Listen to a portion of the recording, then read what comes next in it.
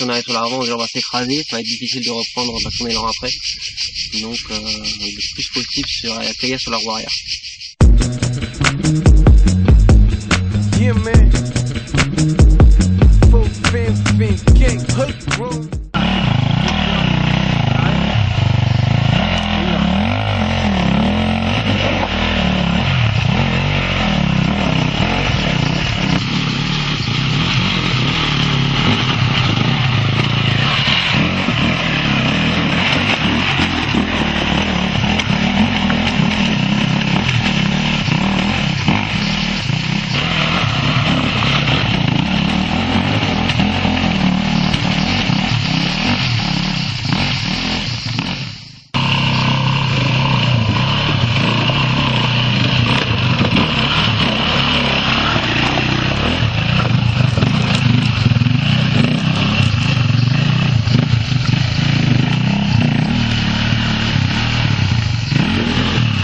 Un petit peu, voilà, manque juste un tout petit peu de vitesse pour essayer de regarder un peu de vitesse dans ces cailloux.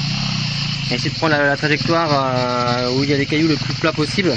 Donc essayer de rester sur une trajectoire, essayer de moins changer de trajectoire au dernier moment. Essayer d'anticiper en regardant au loin, en restant debout, en jouant bien avec la moto, avec les jambes. Pour essayer de bien passer sans rester coincé dans un trou. Parce qu'après c'est un peu la galère de pousser, tout ça c'est un peu chiant, un peu fatigant.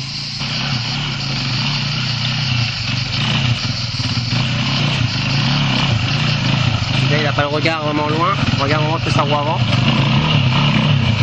Il est fort.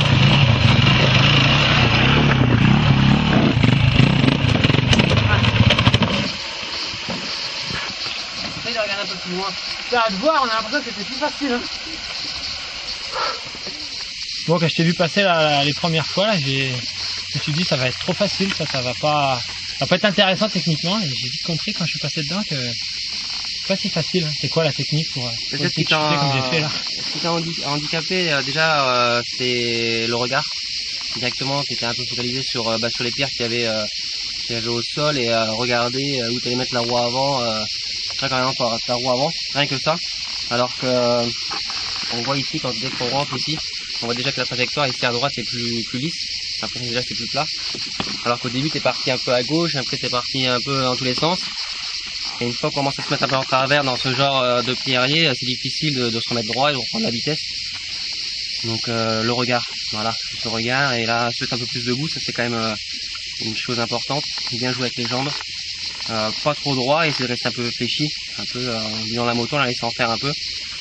Et pour aller garder de la vitesse en fait jusqu'au bout. Faut prendre de la vitesse, enfin faut garder de la vitesse. Pas trop, parce qu'après une fois qu'on s'est embarqué, après c'est difficile de s'arrêter si jamais il y a vraiment un gros trou.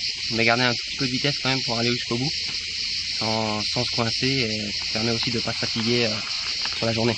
Une accélération régulière, enfin moi j'ai senti, chaque fois que je coupais que je remettais, après ça commençait à... Mais bon. En fait la moto après elle prend les pierres un peu comme ça glisse aussi, on a beaucoup de traction.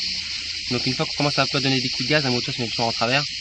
Là c'est là où on se bloque, donc on essaie de garder un pied de gaz constant jusqu'au bout. Ça permet avec le regard de passer ce genre de pierrier plus facilement. Et après donc moi c'est vrai que là moi je suis tombé et après il n'y avait plus grand chose à y faire, mais quand tu tangues dans un trou comme ça peut arriver, c'est quoi la technique pour en ressortir Déjà essayer pour voir si rien qu'en lâchant l'embrayage, si la moto va repartir toute seule. Mais si la moto repart pas, essayer de la faire reculer un tout petit peu. Juste quelques centimètres, et juste avec quand on va lâcher l'embrayage, donner un petit coup de pied avec la jambe, l'aider un petit peu pour monter l'obstacle qu'il y a derrière. Et surtout pas mettre à fond et juste essayer qu'elle va partir comme ça à fond, juste l'aider.